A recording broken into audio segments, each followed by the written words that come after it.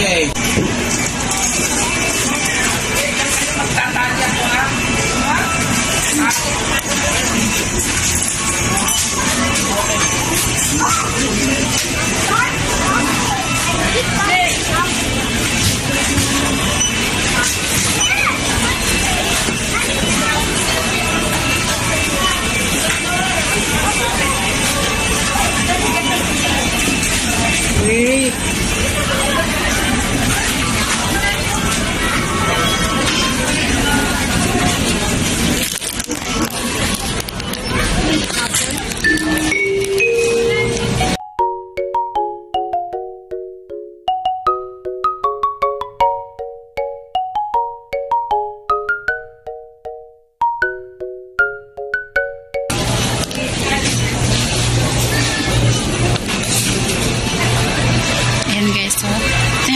ko kasi masarap siya.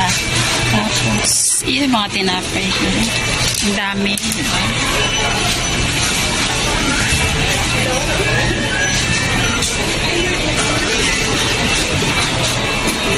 Ito guys, ano din siya? Pandesal. Pandesal yata. Pandesal siya guys. Oo, pandesal. 35 pesos. Ito na lang sa akin.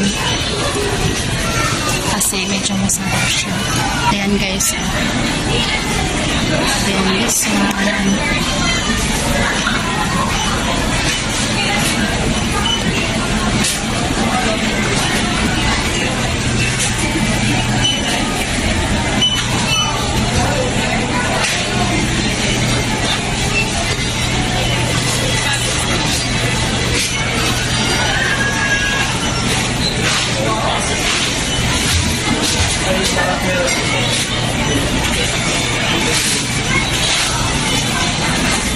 Diba? Ang sarap ng mga pagkain. Ito pa guys. Ayan oh. Tingnan nyo ba yan? Ito din. Sliced bacon, banana, and then chewy cookie, chocolate walnut. Ito naman yung chewy cookie Oreo. Strawberry Danish. Sarap nito, oh. Diba? Tsaka ito din. Bet ko siya. Chocolate din siya. Parang bet ko tong... Parang masarap man ito lahat ko, eh. White chocolate caramel. Parang masarap. Itong mixed berry. Almond.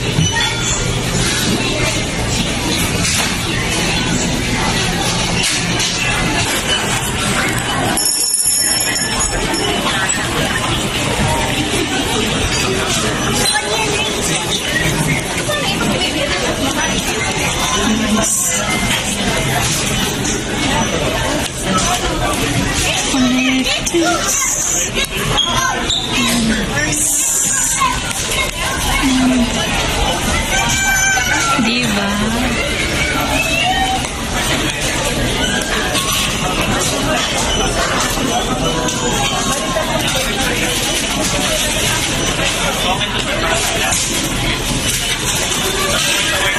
Ayun guys, oh maganda.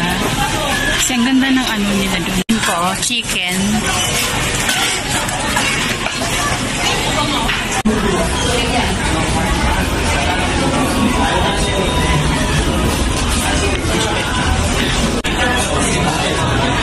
Ito yung nabili ko guys. Chicken na may rice. Tapos gravy. Yung drinks at saka yung Spanish bread. Sarap. So, pinaka-crave ko guys yung chicken sa 30 seconds. So, 16 minutes na lang siya. Hintay lang natin. Andun yung chicken natin. Okay, so, 30, 4, 3, 2, 1. Okay, so nandito naman yung guide para pasadan na siya. So, push natin to, tapos open natin. So, nandun yung ating chicken. Kunin natin siya. Tapos, lagay natin dyan. Hindi natin nasama yung sauce, pero okay na. So, okay na guys. Ito na. Sarap ng ano. Yan ang binabalik-balikan ko dito talaga sa IKEA.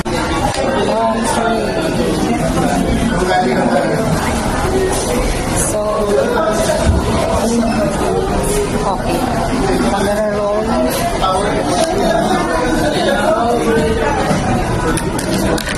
Sandali, nadaganan yung pizza ko. Hindi ako makain.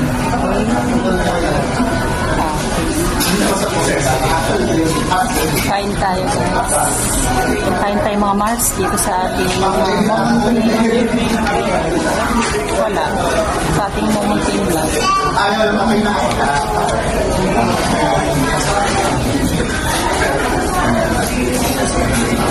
Alam nyo pala, ito, may i-share lang akong idea about sa